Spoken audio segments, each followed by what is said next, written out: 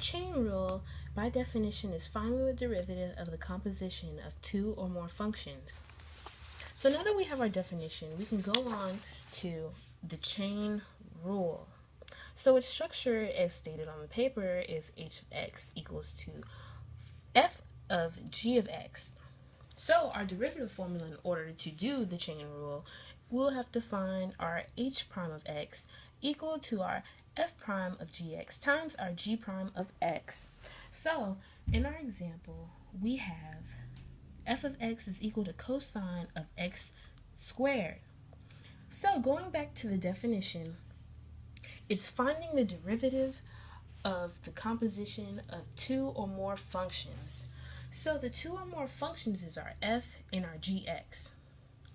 So back to our example, we always have to keep in mind that our f prime is our outside function, and our g of x is our inside function. So cosine is our outside function in this example, and our x squared is our inside function. So going back to our derivative formula,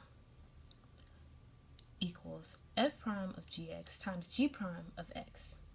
So our f of x is equal to cosine. The derivative of cosine is a negative sign, giving us our f prime of x. Our g prime of x is equal to x squared. Finding the derivative of x squared gives us our g prime of x, which is 2x.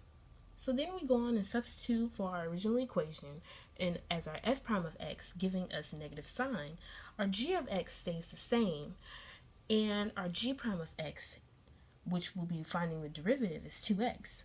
So now we have negative sign x squared times 2x.